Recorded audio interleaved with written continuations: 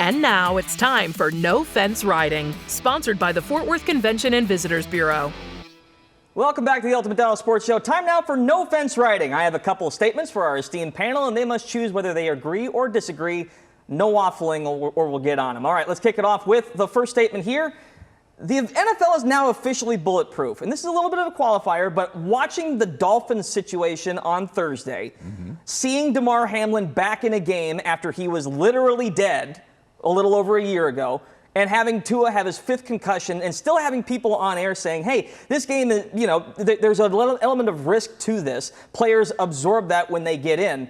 I thought after the Damar situation, we'd see a kind of at least a tail off in the popularity of the sport, especially among young people.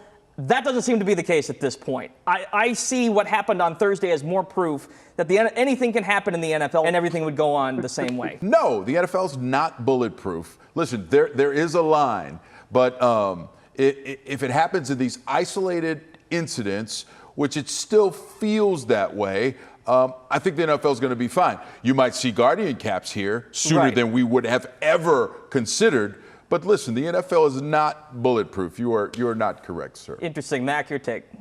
100% bulletproof. Given the party and gambling element that exists now that's totally pervasive and out of the closet, I think it's 100% bulletproof. And all you have to do is to go down and look at the youth level, and specifically in the more affluent areas where you would think, oh, gee whiz, doctors and lawyers don't want their kids playing football. No, they do. They are all playing football.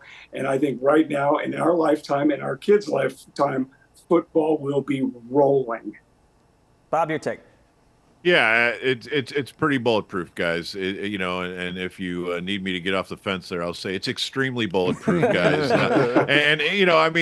We can parse out whether we're talking about participation in football at the youth levels or just the freight train that is football in all of our lives and the TV machine that it is. And what was it? The top 50 rated programs last year, 48 were football games of some level. Doesn't get better most when you go of them to of the NFL. Yeah, and so I think we know what is putting food on the table at the network level, and obviously what it's doing to the cap and so forth. So guardian caps, I do think we'll probably get there like we did with helmets in hockey, and then face masks or visors in hockey. So I think we're going to have to figure out how to make sure there are fewer Tua situations, but absolutely.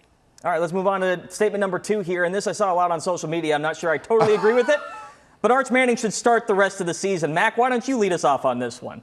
Oh, boy, this is a big one. Yes, absolutely. I know that a lot of comparisons have been made to his 2 famous uncles, but if you watch that game on Saturday when he came in for Quinn Ewers, who was hurt, he didn't look like his uncles. He looked like his grandfather. Yeah. And when you watched Arch Manning run, he looked like Archie. And Archie was a hell of an athlete who could really run.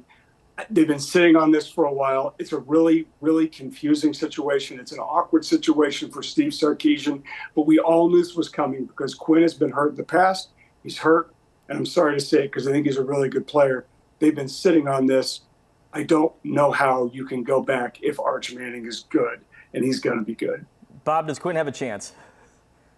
I mean, like a week ago, we were thinking he might be the first pick in the draft. Right. So I'm going to say you're going to stick with the upperclassman who might be the first pick in the draft. Now, I've gone back and forth on Quinn, and I know Arch is going to be great, but I think the timetable has been revealed as pretty clear. 25 and 26 is Arch's show. 24 is Quinn's final run if he's healthy. Now, if he's healthy, might be an important factor here, but I'm going to stay with Quinn until he's very high in this year's draft. Listen, the University of Texas paid a lot of money for this insurance policy that is Arch Manning. Let's keep it as the insurance policy. Get Ewers back in. He'll probably miss another week, and then he could be ready after that. Get him back in, and then listen, in case of emergency, break glass and put the Manning back in there. It's simple. Joe the Contrarian tonight.